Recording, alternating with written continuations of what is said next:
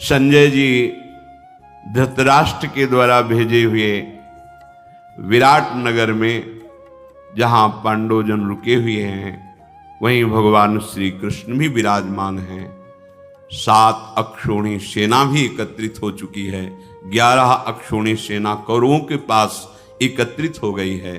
संजय जी ने आकर के युधिष्ठिर जी को बड़ा उपदेश किया कि आप धर्मात्मा हो, आपको ये युद्ध नहीं ठानना चाहिए। भले यदुवंशियों के यहाँ जाके भीख मांग के खाना पड़े, पर आपको युद्ध शोभा नहीं देता। युद्ध करोगे हिंसा होगी, हिंसा करोगे नरक जाओगे। मेरी बात मानो, तुम्हें थोड़ा भी अधर्माचरण आज तक नहीं पाया गया तो आगे भी ना हो, इसलिए हम प्रार्थना करते हैं कि आप युद्ध ना कीजिए।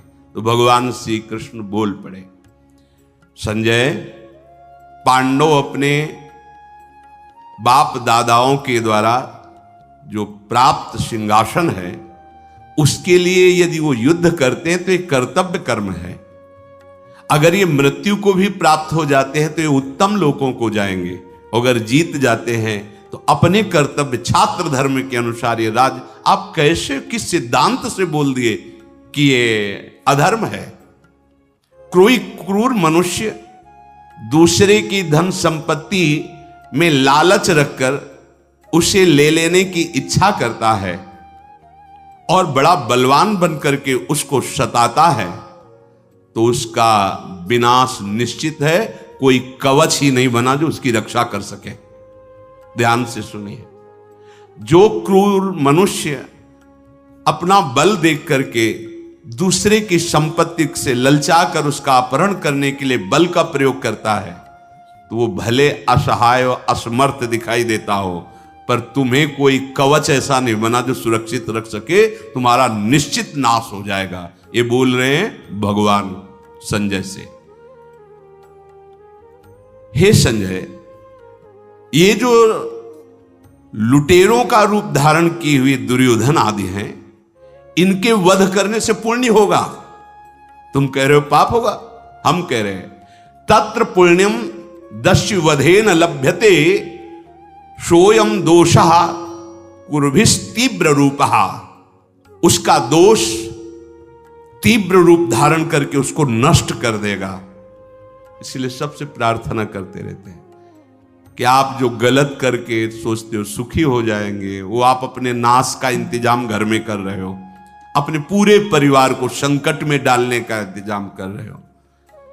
जैसे जैसे कलयुग का समय बढ़ रहा है, वैसे वैसे इन बातों का वो ना तो ज्ञान है और ना महत्व रखकर सुनते ही है। गांव में देखा बिना पढ़े लिखे लोग, गांव में देखा है 10 रुपए ज्यादा हो गए तो तुरंत वापस किया कि आपके गिनने में भूल हो गई, ये 10 रुपए आ गए। बिना वापस किए चैन नहीं, क्योंकि जानते हैं 10 रुपया अधर्म की वृत्ति से युक्त हो जाएगा, हमारी बुद्धि भ्रष्ट हो जाएगी।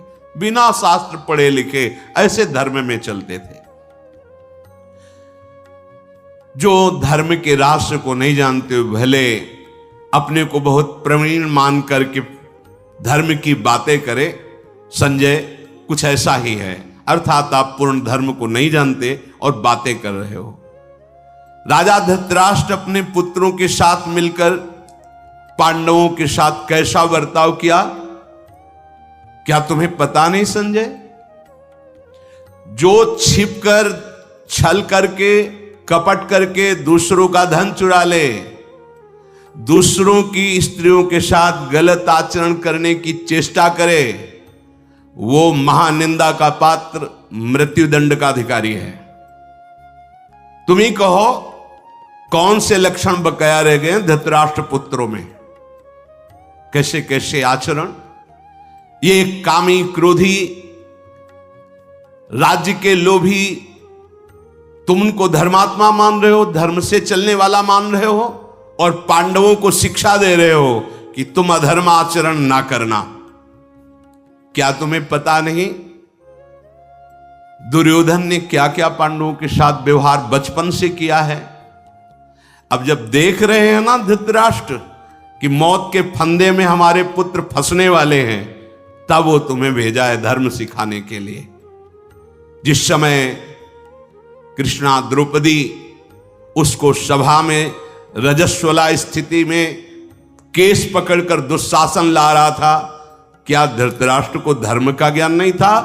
क्या भीष्म को ज्ञान नहीं था? क्या द्रोणाचार्य को ज्ञान नहीं था? आज तुम आए हो यहां धर्म उपदेश करने के लिए। बालक से लेकर बूढ़े तक सब सभा में विराजमान थे। किसी ने एक शब्द ना तो दुशासन को बोला, न कर्ण को बोला, न दुर्योधन को बोला। क्या यही धर्म है? अपने पुत्र दुर्योधन का प्रिय करने के लिए मुस्कुराते रहे। हां, ये भी जीत गए, अब ये जीत गए। तुम्हें याद है दुशासन कैसे सभा में लाया था द्रौपदी को? ये सब पूज्य जन भीष्म आदि बैठे हुए थे। चारों तरफ करुणामयी दृष्टि से कातर भाव से द्रौपदी देख रही थी। एकमात्र विदुर जी ने विरोध किया और दूसरा किसी ने नहीं। उस समय क्या इन सबको धर्म का ज्ञान नहीं था? क्या ये कायरता रूपी दोष से युक्त नहीं थे? क्या ये अन्याय को सह नहीं रहे थे? तो विदुर जी धर्म कहता है जिस सभा में अन्याय हो रहा हो और जितने सभा में बैठे हैं अगर चुप हैं तो सबको पाप लगेगा। या तो सभा छोड़ के चला जाए और या विरोध करे। अगर चुप रहे तो तुम भी पाप के अधिकारी बनोगे। अब तुम यहां धर्मानुकूल वचन बोलने आए हो। संजय, द्यूत सभा में जो अन्याय हुआ, सब बड़े बड़े महापुरुषों के सामने सूत पुत्र कर्ण ने क्या कहा द्रौपदी को?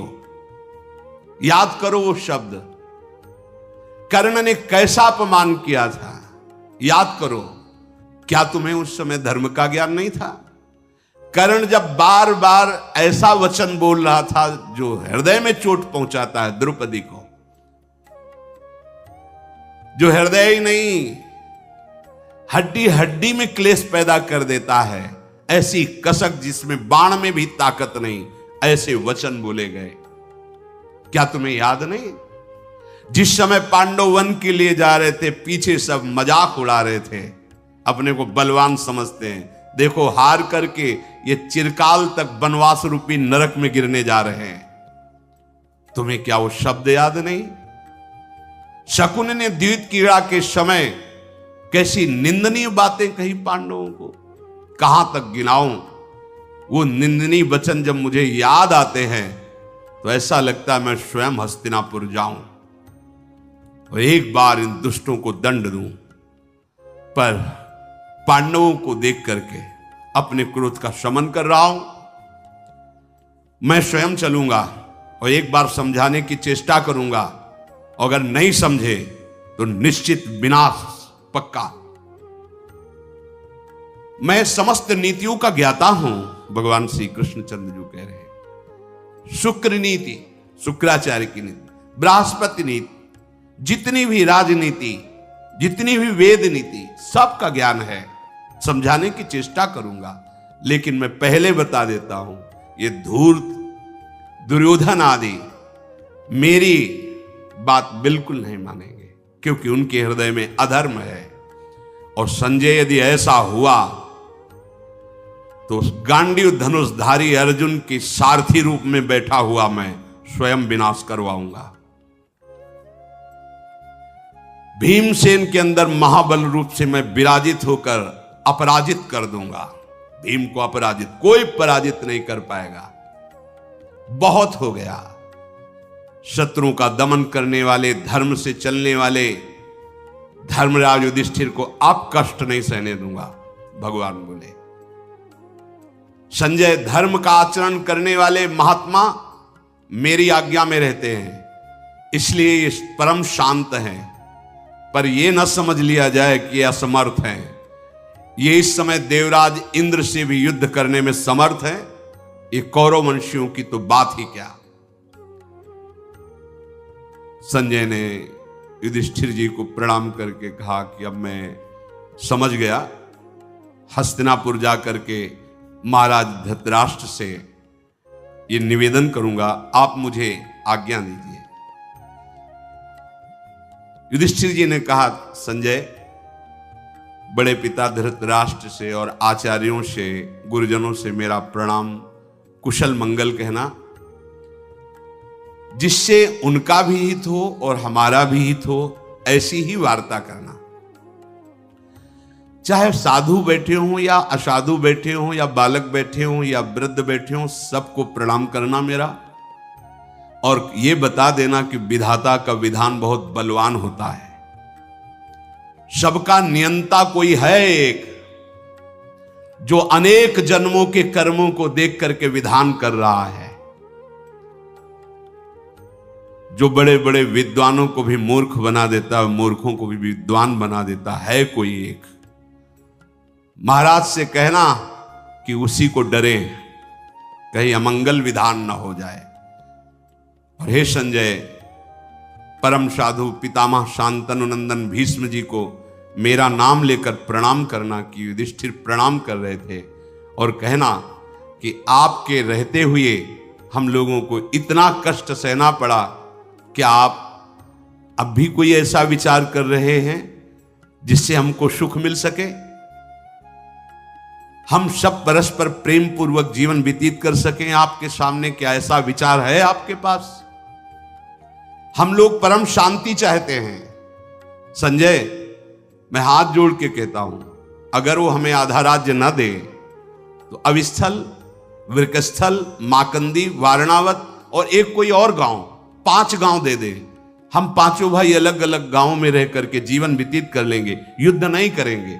ना दे आधा राज्य, पहले तो प्रार्थना करना, जब वो अस्वीकृत कर दे तो ये कह देना कि 5 गांव दे दे हमें, पूरा चक्रवर्ती सम्राट पद वो ले ले, हमें 5 गांव दे दे, तो भी मैं युद्ध नहीं करूंगा।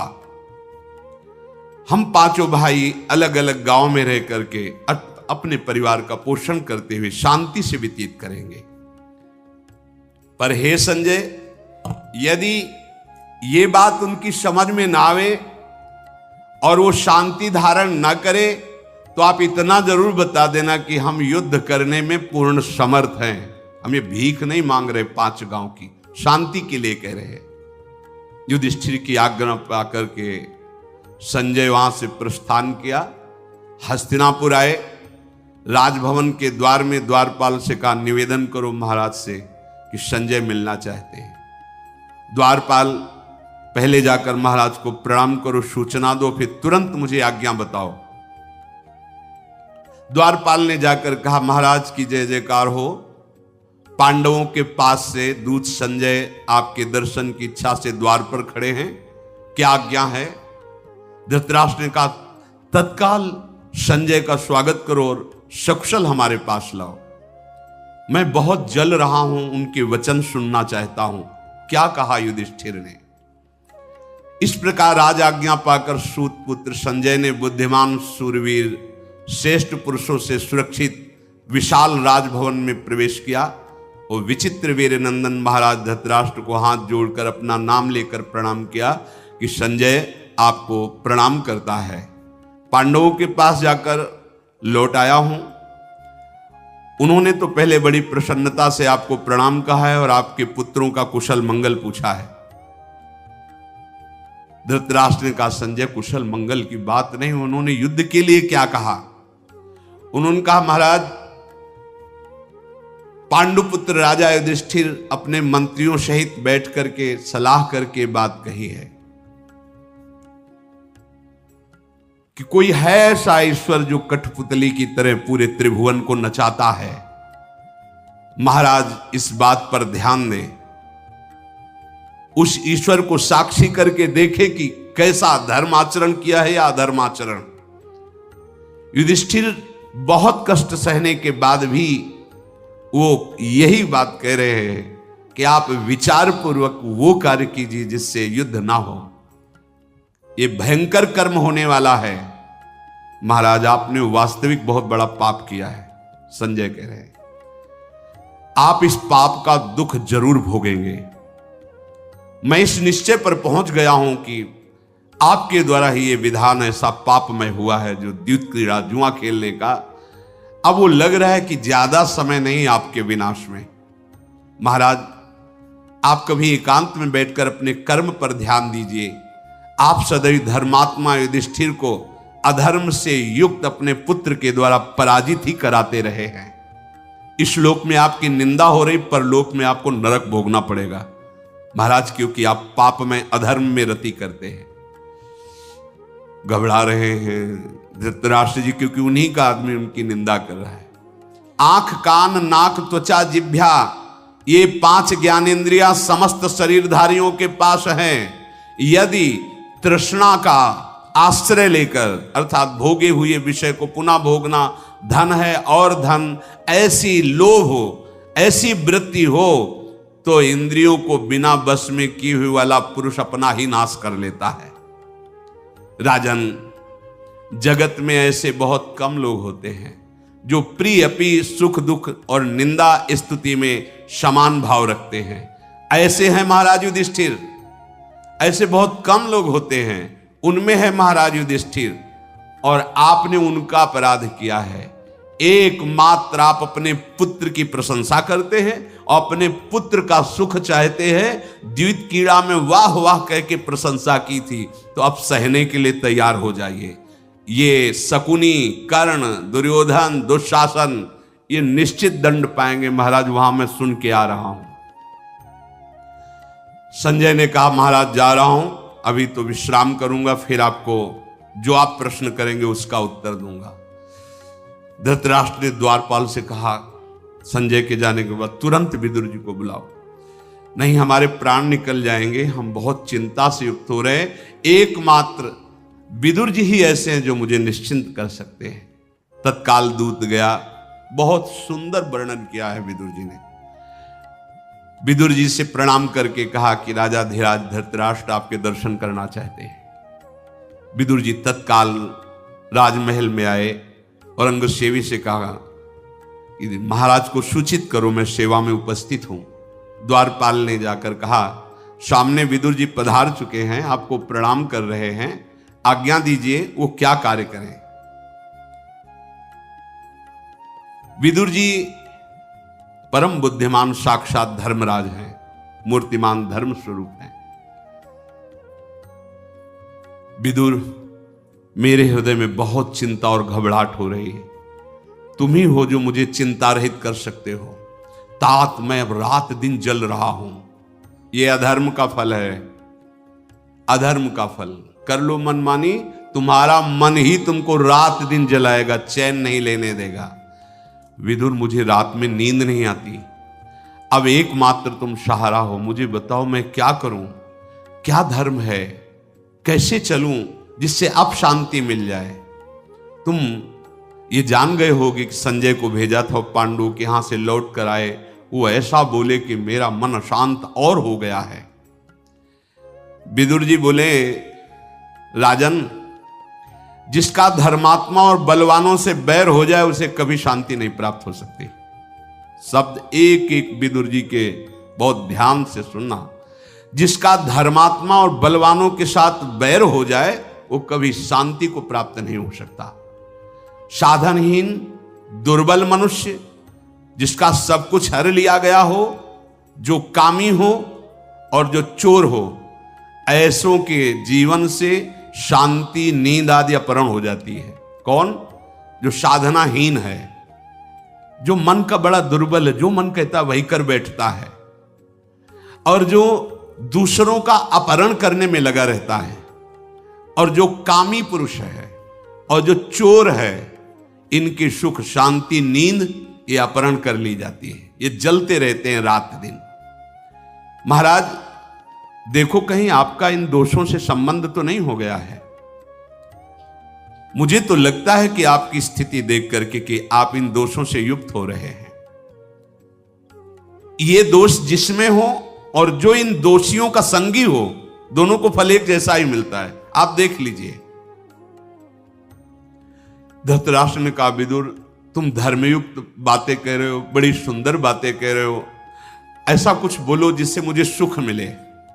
तो महाराज, श्रेष्ठ लक्षणों से संपन्न राजा जो धर्म से युक्त महाराज युधिष्ठिर हैं, वो तीनों लोकों के स्वामी बनने का अधिकार रखते हैं और सदैव आपके सामने झुककर आपके चरण छुए हैं, आपकी आज्ञा का पालन किया है, पर आपने उनके साथ क्या किया है ये विचार कर लीजिए। आप दुर्योधन, शकुनी, कर्ण, दुशासन जैसे अयोग्य, अधर्मी, इनके ऊपर राज्यभार डाल दिए और सुख शांति चाहते हो अधर्मियों का आश्रय लेकर। आत्मज्ञानम समारंभस तितिक्षा धर्म नित्यता यमर्थान नापकर्षंती सा वै पंडित उच्यते। विदुर जी ने कहा आश्रय इनका लिया जाता है, ऐसों का नहीं।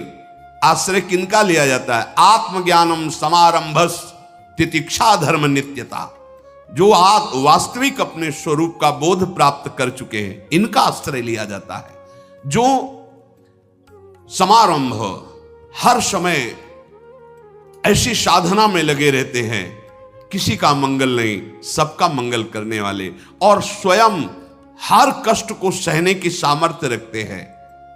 तितिक्षा धर्म नित्यता, जो नित्य धर्म में स्थित रहते हैं, ऐसे पंडित मतलब ज्ञानी महापुरुषों का आश्रय लिया जाता है।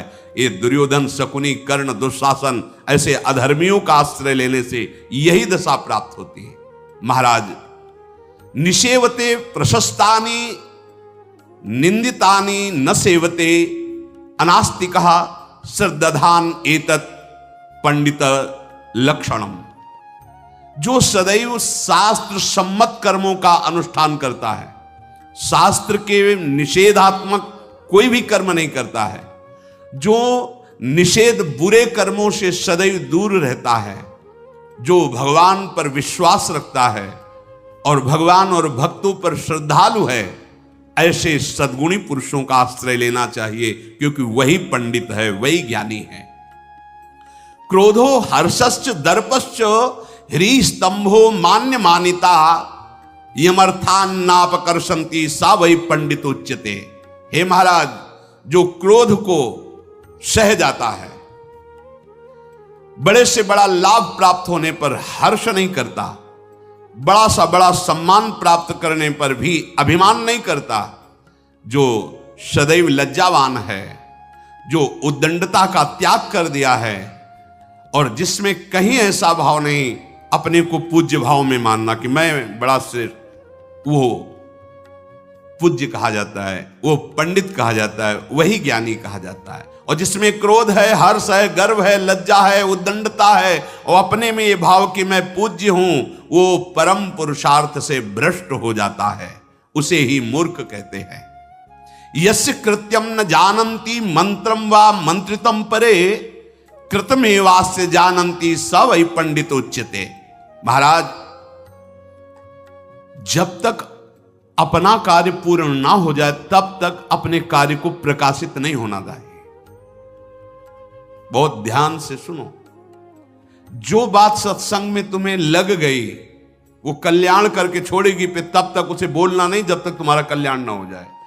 उसे ऐसे बोला जाता है कि संत जन ऐसा कहते हैं, बस वो मैंने पकड़ी है बात और वो मेरे जीवन में लाभ दिया, बिल्कुल नहीं, शांत नहीं, निकल जाएगी बात। ये लोग नहीं समझते हैं। जो कार्य तुमने अनुष्ठान किया है वो जब तक सिद्ध ना हो जाए तब तक प्रकाशित मत होने देना, किसी कोई जान ना पावे।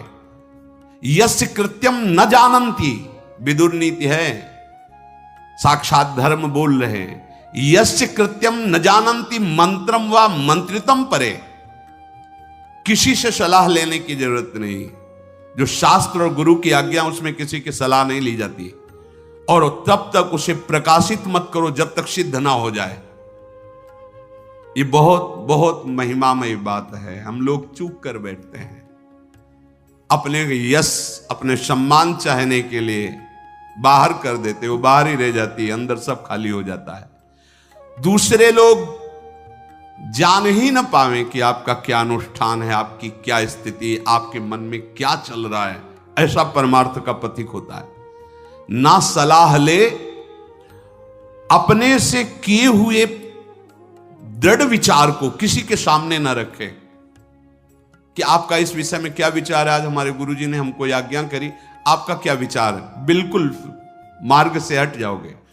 दृढ़ पकड़ लिया, किसी से सलाह नहीं, विचार नहीं, बिना विचार करी शुभ जानी। काम पूरा हो जाने पर सब जान जाएंगे, उसी को पंडित कहते हैं, उसी को ज्ञानी कहते हैं। यस्य कृत्यम न विघ्नन्ति शीतमुष्णम भयम रति श्रमद्धिरस मृद्धिर्वा सावई पंडित उच्यते। चाहे सर्दी हो, चाहे गर्मी हो, चाहे भय का अवसर हो, चाहे सम्मान का अवसर हो, चाहे विपत्ति का अवसर हो, चाहे संपत्ति का अवसर हो, लेकिन जो अनुष्ठान किया है वो रुकना नहीं चाहिए। उस कार्य के विघ्न को सहकर आगे बढ़ाना चाहिए। यही ज्ञानी पुरुष का लक्षण है, यही विवेकी पुरुष का लक्षण है। सर्दी, गर्मी, भय, विपत्ति, संपत्ति, नाना प्रकार के विघ्न आपके मार्ग में आए, आपको कदम नहीं रोकना, आगे बढ़ाते चले जाना है, वही पंडित है, वही ज्ञानी है। विदुर जी महाराज ने कहा, क्षिप्रम विजानाति चिरम शृणोति विज्ञाय चार्थम भजते न कामात् नासम पृष्ठो विपयुंक्ते परार्थे तत्प्रज्ञानम प्रथमम पंडितस्य। सबसे बड़ा पंडित वो है जो महापुरुषों द्वारा दिए गए वचन को बहुत विचार पूर्वक, मंथन पूर्वक उसे स्वीकार करता है, सदैव उस विषय पर मग्न रहता है। सत्संग तभी लाभ देता है जब उसको मनन करके उतारा जाए। बोले सबसे बड़ा पंडित ज्ञानी कौन है? जो महापुरुषों द्वारा किए हुए प्रवचन, वचनों को बहुत देर तक उसमें मनन करता है। सुना, भूल गए, ऐसा नहीं, उस बात को पकड़ा और उसमें मनन करने लगे।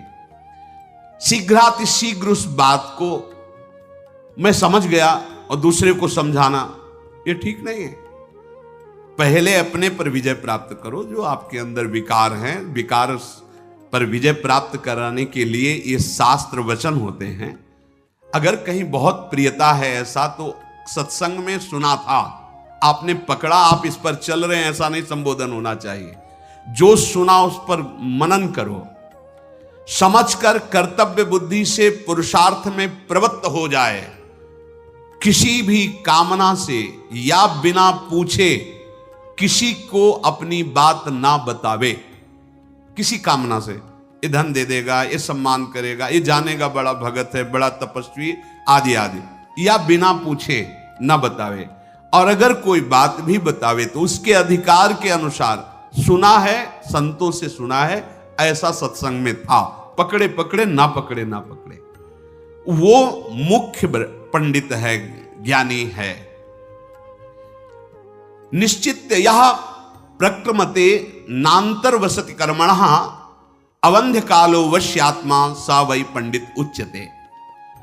जो पहले से तुम्हें उपासना, सेवा, कर्तव्य निश्चित किया गया है, उसी में चलो।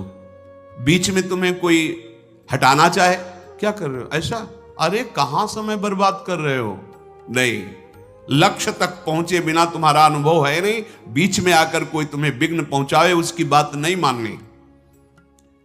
कार्य के बीच में जो रुक जाता है वो मूर्ख कहा जाता है। लेकिन जो कार्य को बढ़ाता चला जाता है, समय को व्यर्थ नहीं जाने देता और चित्त को चिंता में नहीं डूबने देता, उसे ही पंडित कहा जाता है, उसे ही ज्ञानी कहा जाता है। फिर समझ लो, जो कार्य तुमने निश्चय किया है, उस कार्य की पूर्णता के बीच में कोई आकर उसके विपरीत आपको उपदेश, बहुत जल्दी लाभ मिलेगा, ये कर लो, वो कर, वो अनुष्ठान, वो निश्चय आपका बदलना नहीं चाहिए, रुकना नहीं चाहिए, समय व्यर्थ नहीं जाने देना चाहिए, चित्त को चिंता में नहीं फंसने देना चाहिए, नहीं अविश्वास हो जाएगा, आपको निष्ठा प्राप्त नहीं हुई, स्थिति प्राप्त नहीं हुई, चित्त चिंतन में फंस जाएगा। आर्य कर्माणि रंजन्ते भूति कर्माणि कुरुवते हितम चा ना विश्रूयन्ति पंडिता भरतर्षभ। हे भरत कुलभूषण, जो ज्ञानी जन कहे जाते हैं, वो श्रेष्ठ आचरण किए हुए महापुरुषों के जो होते हैं, उन्हीं का अनुसरण करते हैं, उन्हीं से उनकी उन्नति होती है। उनके हृदय में सदैव दूसरों की भलाई करने का भाव होता है और वो किसी के गुणों में दोष नहीं ढूंढते, दोष नहीं निकालते। जो अपना आदर होने पर हर्ष के मारे फूले नहीं समाते, अनादर होने पर मार शोकित संतृप्त हो जाते हैं, वो मूढ़ पुरुष कहे जाते हैं। चाहे जितना हर्ष का अवसर हो, गंभीर रहो, चाहे जितना दुख का अवसर हो, अपने को विषाद युक्त मत होने दो। बिल्कुल विवेक के द्वारा ऐसा कर सकते हो। जैसे गंगा जी के गहरे गर्त को कोई नाप नहीं सकता, ऐसे उपासक के चित्त को कोई नाप ना पावे। कितना भी सम्मान हो फूले ना, कितना भी अपमान हो क्षुभित ना होने दे। वही ज्ञानी है, वही पंडित है जो संपूर्ण भौतिक पदार्थों की असलियत का स्वरूप जान चुका है। क्या असलियत है? परिवर्तनशील, नाशवान, दुखालयम, अशाश्वतम, तत्वज्ञ सर्वभूतानाम।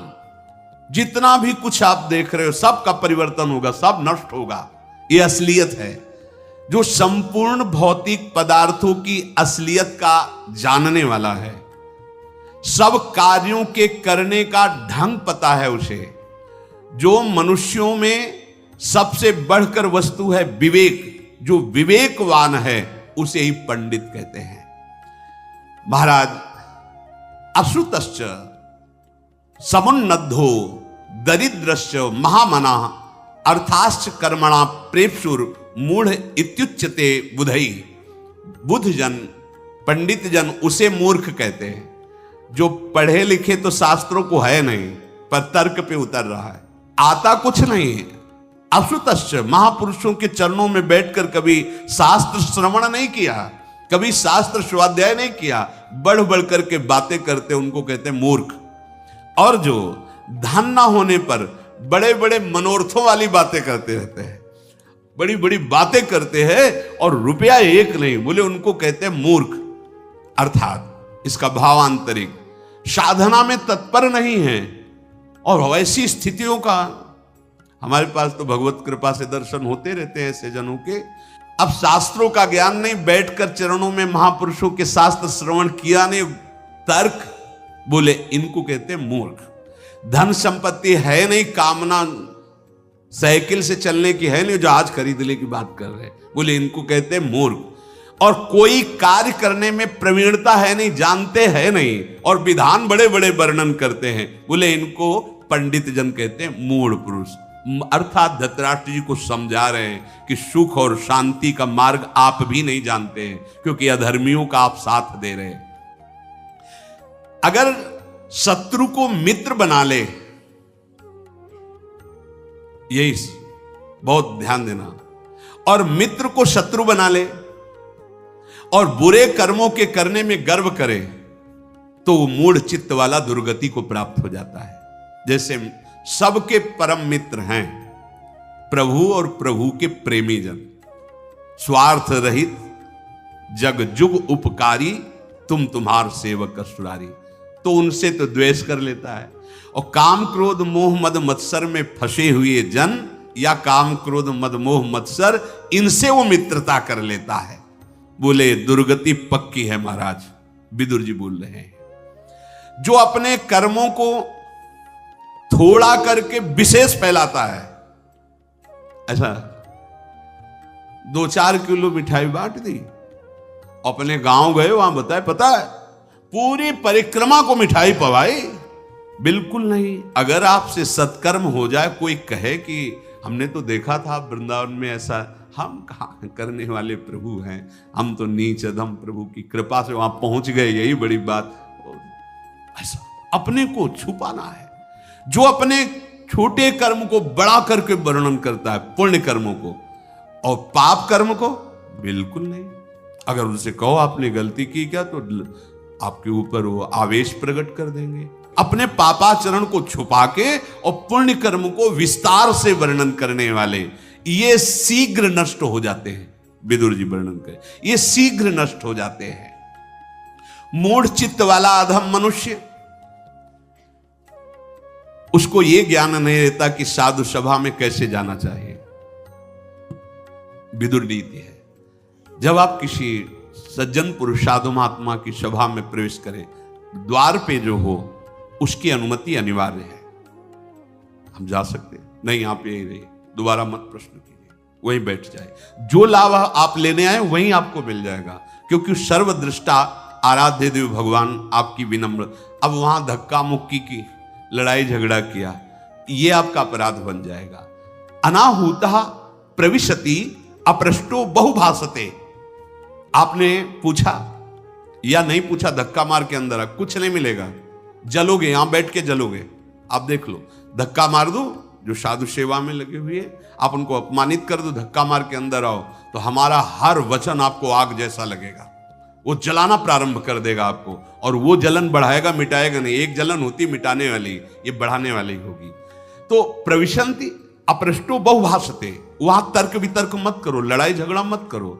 जी हम ये बैठे, अगर आप सच्चे हृदय से आए हो, विश्वास रखना, हमने कई बार महापुरुषों को देखा है कि बिल्कुल समय नहीं मिलने का। एक बार किसी महापुरुष के पास गए थे, तो संतों का समय होता है, अपनी दिनचर्या होती है। अब 2 बजे दिन में पहुंचे थे सैनपुर से चलकर, वहां पता चला कि उनका चलो सरकार की कुटिया उनका पीछे, बाउंड्री के पीछे बैठ जाते हैं, तो आसपास ही होंगे, थोड़ी देर भजन करते हैं, उनके चरणों का चिंतन तो होगा। सत्य मानिए, थोड़ी देर ही बैठे थे, बहुत बड़ी बाउंड्री, उसके ऊपर से झांके, जो अरे उन्होंने देखा कि प्रणाम किया, तो उनका कैसे हो, बड़ी कृपा है। बोले स्नान करने जा रहे थे, बार बार लग रहा था आप बुला रहे हो, तो इसीलिए टेबल के ऊपर कुर्सी रख के उस पे खड़ा हो, बच्चों जैसे बड़े महापुरुष उस पे बड़ी कृपा आपकी, नहीं क्या चाहते हो? उनका एक बार नजदीक आके साष्टांग दंडवत, आओ हम भेज रहे हैं आदमी, अपने पाया हुआ प्रसाद दिया करुणा में। आप क्या समझते हो, आपको देख नहीं रहे? अच्छा मान सकते हैं उस कोटि की सिद्धि नहीं उनके अंदर, तो उनके मालिक की तो है ना, तुम जिसकी ले आए वही तुम्हें प्राप्त हो जाएगा, वही तुम्हें संतोष होगा, रोना आ जाएगा। यही है यहाँ आने का फल, यही है साधु समाज का फल। तुम्हारे अंदर दैन्यता आ जाए, तुम्हारे अंदर रोना आ जाए, प्रभु को पुकारना आ जाए। 4 गाली दिए, अपमान के अंदर घुस गए या उद्दंडता की, हाथ कुछ नहीं लगेगा। अनाहूता प्रविशति अपृष्टो बहुभाषते, आपने पूछा नहीं, जबरदस्ती घुस गए, या फिर बहुत आप चिल्ला चिल्ला करके बोलने लगे। तो ये जो बहुत बोलना, ना पूछना, ये अविश्वास प्रकट करना, ये आपके पतन का लक्षण है। स्वयं दोषयुक्त बर्ताव करना और दूसरे जो धर्म से चलते हैं उनके दोष निकाल के वर्णन करना, तो ये प्रायः ये वृत्ति रहती है। अपनी तरफ झांकना नहीं, बड़े बड़े काले दाग लगे हैं और दूसरे के वस्त्र में एक जरा सा, और उसको सूक्ष्मदर्शी से देख के बड़ा वर्णन करना, असमर्थ होते हुए भी समर्थ पुरुषों की निंदा करना, यह पतन का लक्षण है। राजन, जो अनाधिकारी को उपदेश देता है और जो व्यर्थ की उपासना करता है, जो कृपण का आश्रय लेता है, उसका निश्चित पतन हो जाता है। अगर ऐसी चूक की जाती है कि उसके धन बल से हम अपने अधिकार को नहीं समझ पा रहे कि हम शास्त्र कहां सुनाएं, कैसे को सुनाएं, तो बोले अनाधिकारी को उपदेश, अशिष्यम शास्ति यो राजन यश्च शून्यमुपासते कदर्यम भजते यश्च तमाहुर मूढ़ चेतसम। जो अनाधिकारी को उपदेश करता है और व्यर्थ की उपासना करता है, भैया हमारी प्रार्थना है माँ, और हम सब चराचर जगत उसके बच्चे हैं, कभी कोई ऐसी माँ प्रसन्न नहीं होती, ये भूल मत रखना। हाँ, माँ को प्रसन्न करने के लिए पुकारो, माँ, उनको रो, उनके चरणों में, तो आपकी सारी कामनाएं पूर्ण कर देंगी। वो महा आद्या शक्ति अम्बा है। ऐसा हमारा हृदय आज तक स्वीकार नहीं कर पाया कि किसी भी जीव की हत्या करके तुम किसी भी देवता को प्रसन्न कर लोगे या प्रभु को प्रसन्न कर लोगे या माँ को प्रसन्न, ऐसा नहीं है। हाँ, कहीं कहीं ऐसी उद्दंडता देखी गई कि अपने शरीर का मांस नोच करके ऐसे, तो भगवान शिव ने आके डांटा बृकासुर को कि भाई हम तो एक चुल्लू जल से प्रसन्न हो जाते हैं, काहे को करता है? वो मूढ़ चित्त वाला कहा जाता है, जो व्यर्थ की उपासना। राम कृष्ण हरि कीर्तन करो, देखो हृदय गदगद हो जाएगा, अश्रु चलने लगेंगे। भगवान सब कुछ देने में समर्थ हैं। अगर वो तुम्हें विषय नहीं दे रहे तो कृपा कर रहे हैं, तुम्हें अपने पास बुलाना चाहते हैं, महासुख देना चाहते हैं। अपने द्वारा भरण पोषण करने वाले व्यक्तियों के बीच में अच्छा पदार्थ लेकर स्वयं पा जाना, अच्छे अच्छे वस्त्र पहनना और उनको अन्य भोजन देना, ये क्रूर कर्म पतन करा देता है। बहुत ध्यान देने योग्य बात। आप अगर मुखिया हैं किसी भी समाज के या घर के या जहां भी जैसे, तो आपका प्रथम कर्तव्य है कि जो भी पदार्थ बना हुआ है वो सम होना चाहिए, आपके लिए कुछ विशेष नहीं होना चाहिए, और वो पदार्थ पहले जिनको हमारे आश्रित हैं उनको पहुंचना चाहिए, इसके बाद आपको पाना चाहिए।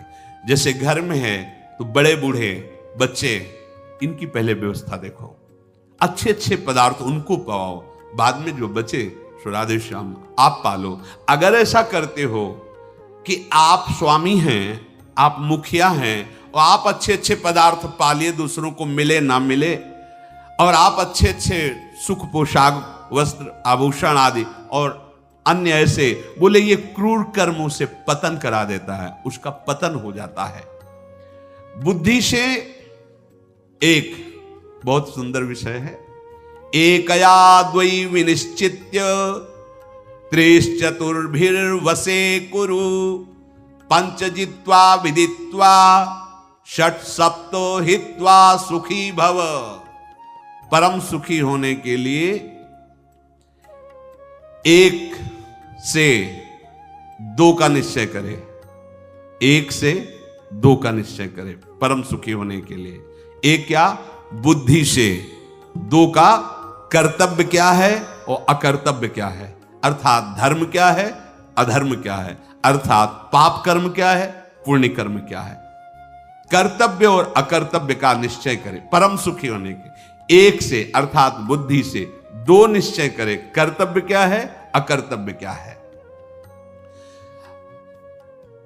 चार से तीन को वश में करे, चार से तीन को, साम दाम दंड भेद से शत्रु मित्र उदासीन को वश में कर ले। प्रार्थना करके, कुछ लोभ देके, भय दिखा करके, जैसे भी बने, भेद बुद्धि पर प्रकट करके शत्रु मित्र उदासीन इनको वश में रखे। शत्रु को भी शत्रुता से वश में नहीं किया जा सकता, विनय के द्वारा कुछ ले देकर, कुछ भय दिखा करके, देखो बाद में परिणाम ऐसा ही होगा, ऐसे वो परम सुखी रहेगा। और पांच को जीत कर, पांच मन सदैव इन पांच ज्ञानेंद्रियों को लेकर विषयों में विचरण करता रहता है। यदि ज्ञानेंद्रियों को वश में कर लो तो सुखी हो जाओगे।